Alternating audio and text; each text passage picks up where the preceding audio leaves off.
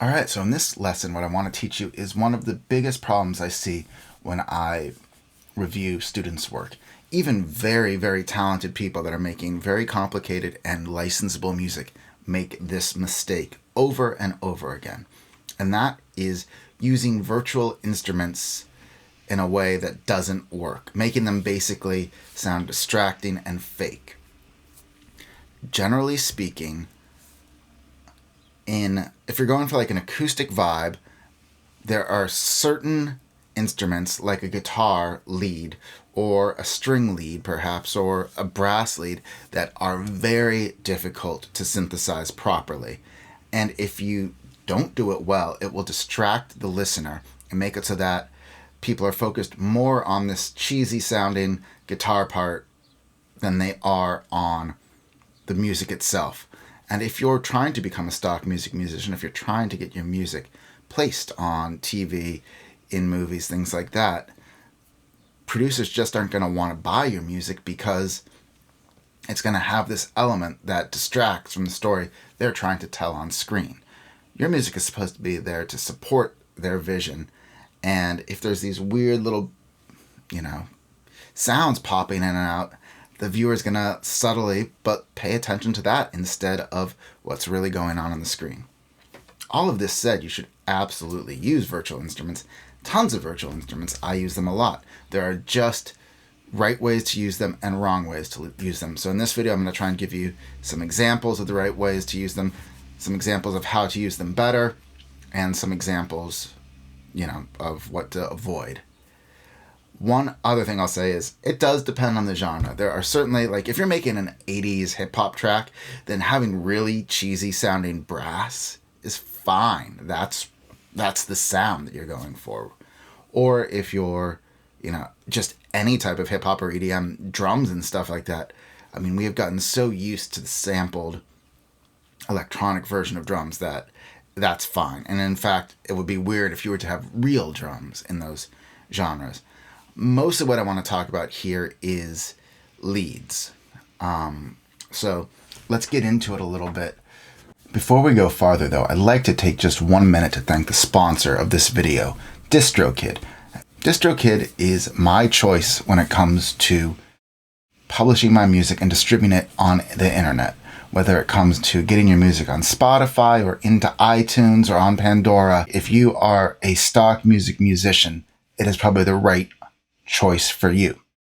Now, there's a lot of other sites out there that'll help you get your music online, but I think what makes DistroKid unique is that instead of charging you for every album that you release, $49 every time you want to drop an album, instead what DistroKid does is they charge you one annual fee. And with that annual fee, you can release unlimited amounts of music, which I think is what all of us creators should be striving to do. Both to just give those algorithms something to constantly promote, to give something that engages our fans, and so that we don't have to wait as long to start earning money from our music. So let's say, you know that you're putting together like 7 or 8 lo-fi hip hop tracks. Well, once you finish the first one, you could release it as your lead-off single. And then you could release a 3-song EP. And then you could release another single from the next one. And then you could release another 3-song EP. And basically, if you're a stock music musician, then you could also create a version of all of those tracks without the drums, which you're already going to have, because if you're licensing your music, you're just constantly making different edits, and you could have the drumless version, which you could then drop, or the version with, just leads, whatever it is. So if you're seriously interested in getting your music out there and you're approaching it from the perspective of somebody who's making a lot of stock music, I think that DistroKid is the first site that I'd recommend. And I wanted to thank them for sponsoring this video. I also wanted to let you know that if you want to find out more about releasing your music through DistroKid, there's a link down below, and that will get you 7% off of your first year of using DistroKid. And it's an affiliate link, so I do get a commission if you purchase through it. Nonetheless, that's how I've released most of my music through DistroKid, and I would strongly urge you to look at it. All right, let's get back to it. So let me give you an example. I'm going to play this song of mine. It's sort of like a meditative thing, and I think the sounds work pretty well in it. even though there's a lot of, it's all VST. It's all virtual instruments.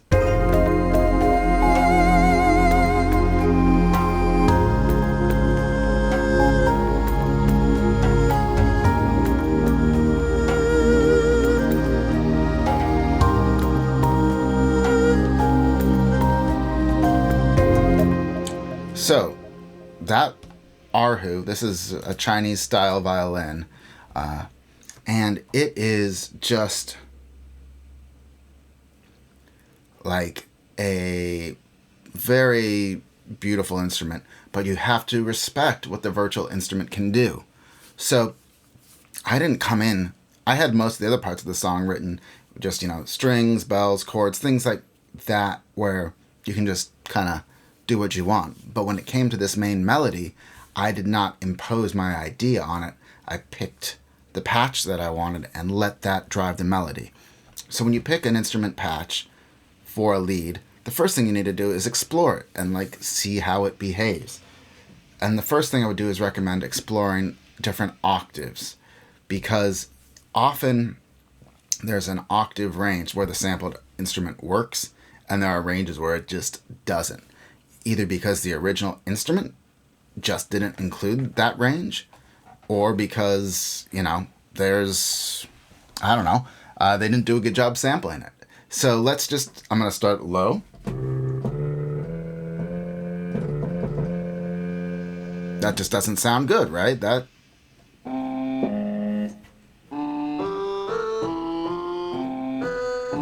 In fact, that sounds horrible.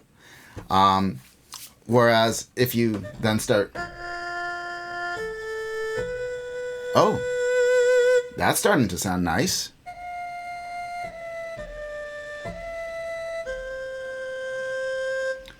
So find the octave ranges that work.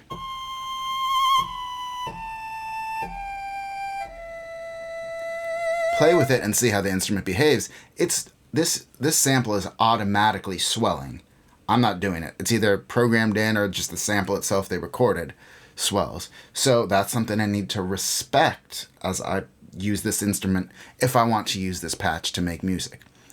So now that I've played around with it a little bit, I'm not just gonna we'll see what happens if I just try and do a very staccato melody, but I don't think it'll work.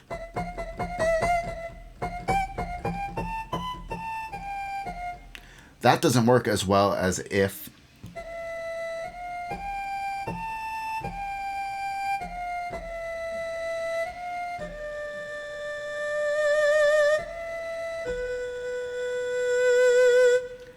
you have to play into the instrument. And if your instrument won't play the sound you want, then you need to choose it, or the melody that you want.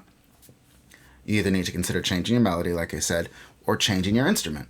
So, a piano, a Rhodes piano, something like that, always will sound good. The way those are sampled and the way just a piano works, it can pretty much get away with anything, because the first note you play on the piano has no real impact on the second note. Whereas with stringed instruments, with a guitar, with brass, you have to get from A to B, right?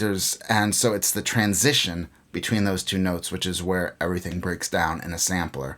And what happens when a note is released? That is the hard thing for people to model, and that is why you need to be very careful about how you use these instruments. But with an electric piano, for example,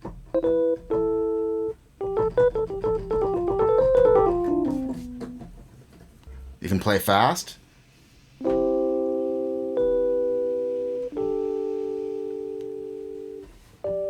You can play slow, and it sounds good. You can play low,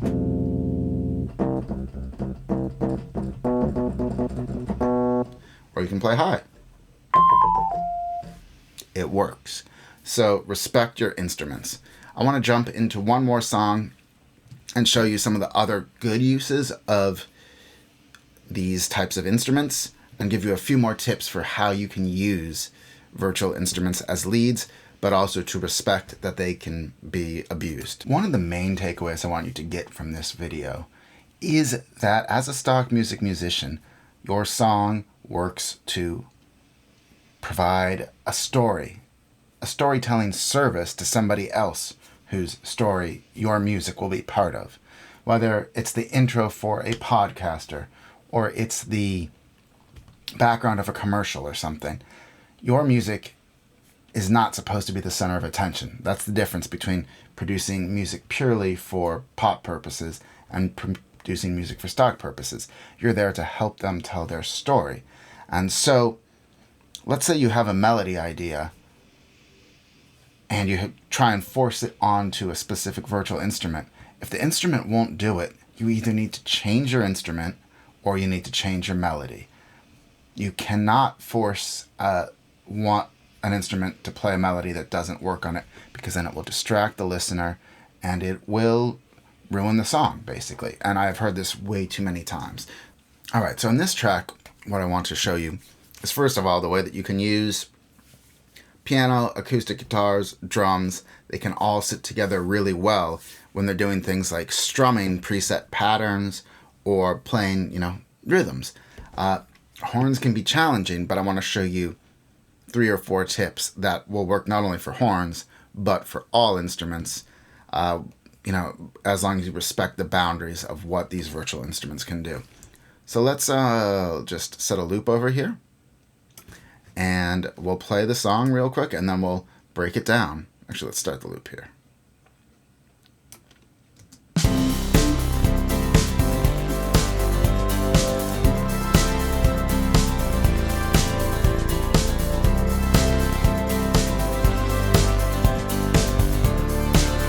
Let's pull out that acoustic.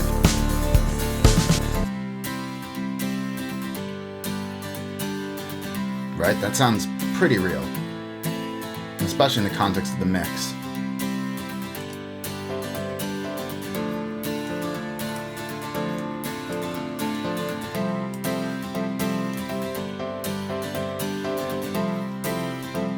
And with the drums,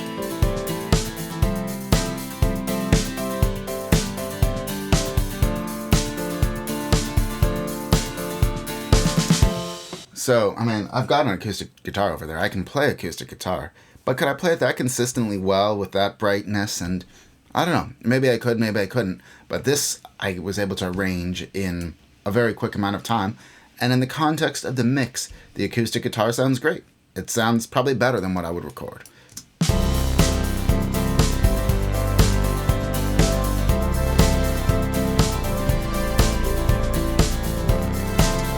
So, that's part A. Respect it. Like, if I was to try and take this acoustic, this one doesn't even play leads, but if I were to open up a lead, let's just go here and go to guitar, acoustic guitar, right, this is a basic sampled acoustic guitar.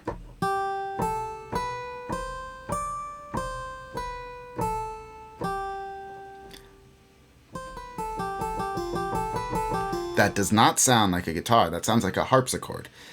If you play individual notes, it's fine. A little bit, but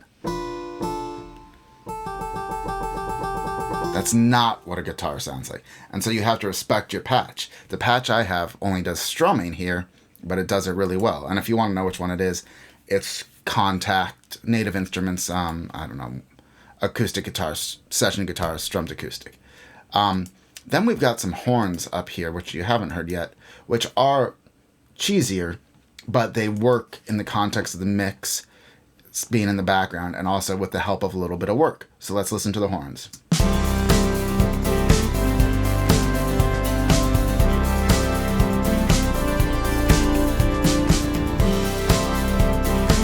Let's boost that volume just a bit.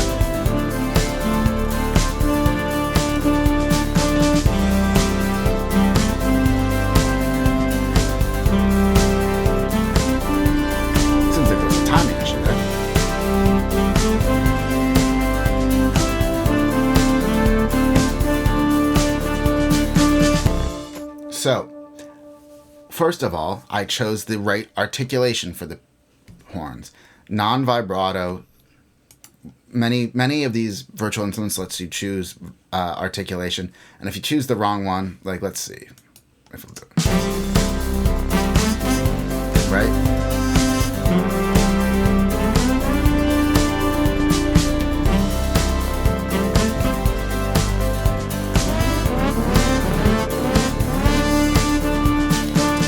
have to pick the right articulation for the melody you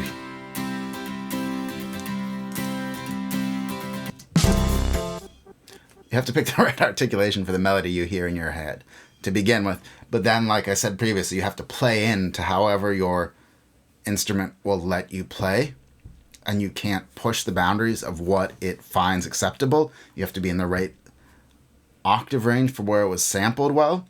And then you need to think about like various EQ moves, things like that. Many of them will have also choices when you release your samples, if they release it quickly or slowly, how quickly it gets loud or quiet, what happens if you use the pitch wheel or the mod wheel. So you need to spend some time seriously dialing that in. Then what you need to do, you'll notice here that I've automated the volume of the horns so that they swell just like real horns would. Like a guitar, piano, drums, you hit it, that's the loudest it's going to be, and then it gets quieter. With horns, strings, woodwinds, they get brass, woodwinds, strings. The player has control over how they swell and shrink. And so you as the programmer, you as the composer, producer, need to respect that and build that into your mix. So just watch here and you'll see that it goes up and down.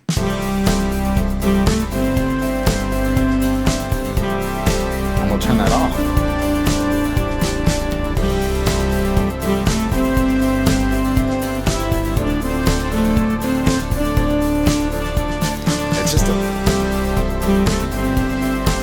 It's a little cheesier without it. You know, it doesn't change everything, but it makes a difference. And finally, I also have this pedal board on, which is basically just I have a bunch of effects on it. And let's listen without and with. Without. How flat is this? We'll turn the automation on too.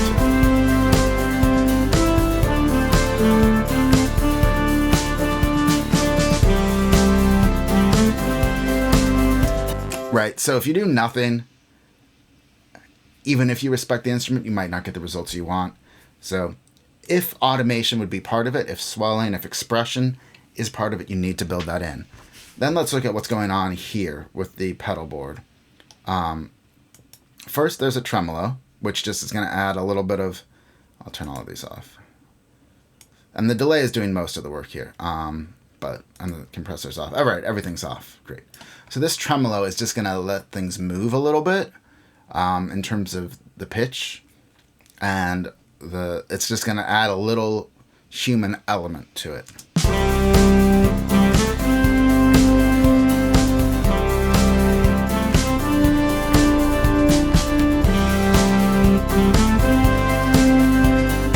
So that's a big thing, right? Because real players move around a little bit. So the tremolo's doing that. This tube, this distortion pedal, I don't actually end up using, but we'll hear it on and off. But really, I want to go to the delay after this. That's just too much. But well, let's try that. But it's just not right here. But with the delay.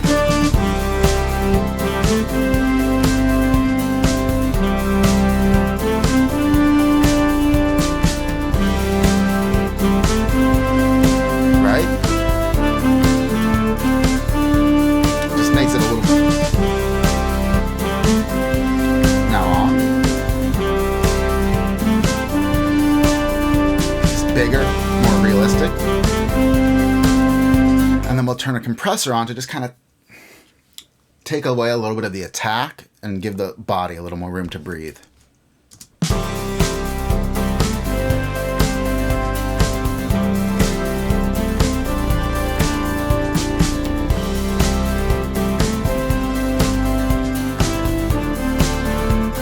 Because cymbals can kind of run in between where the rest of the drums are and a lead instrument. Sometimes they do sound wrong and cheesy. So let's listen to this real quick. Here I've got just, this is here is the cymbal part the cymbal sample that I just dropped in. We'll solo it, crash, and we'll play it. So already, I mean, that sounds okay. And let's listen to it in the context of the mix.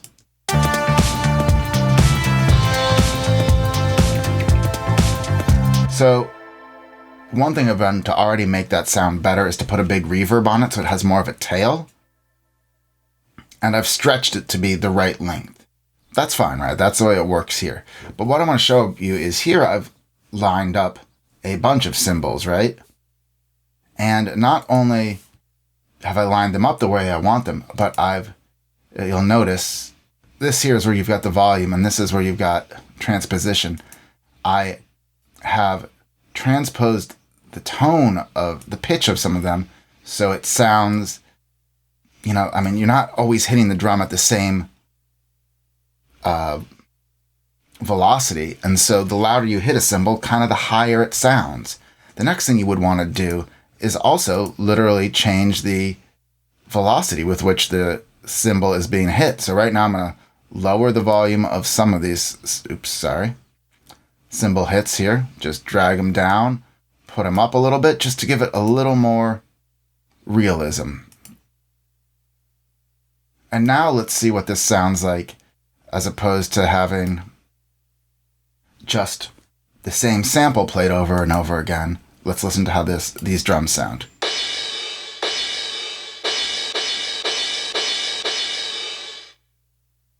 And so listen again to the difference in volume, the difference in pitch. Subtle, but it's much more interesting than if that didn't happen. And I'm sorry, I should have showed you the unprocessed version first, but let's just listen.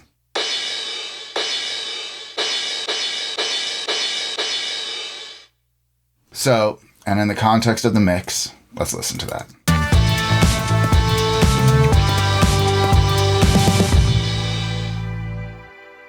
I've also, there's a little bit of a fade in on these, which I don't want because they're hitting so quickly.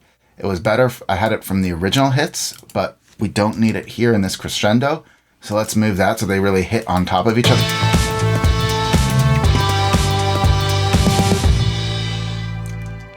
Another thing you'll notice here that I did to make these work better is that if you look at the first version of the sample, this is the full version, there's a big tail on it. And when I'm having it hit faster, instead of stretching it to be a shorter sample, I cut it off in the middle and just stack samples on top of each other, because that's what really happens with a drum set, right? It's not long cymbal, long cymbal, long cymbal, long cymbal. It's cymbal is ringing, and then I hit it again, and it starts over. So you have to think about how the real instrument behaves in order to think about how to use it in the virtual space. So there you have it. This is how you get the most out of virtual instruments when you use them, even if you use them as leads, but also a very strong warning not to use them for leads unless you really think you can pull it off. You need to respect them. I've heard too many great songs ruined by just a bad instrument choice for the lead by very talented producers. So let this be a warning. Thanks so much for watching. Take care.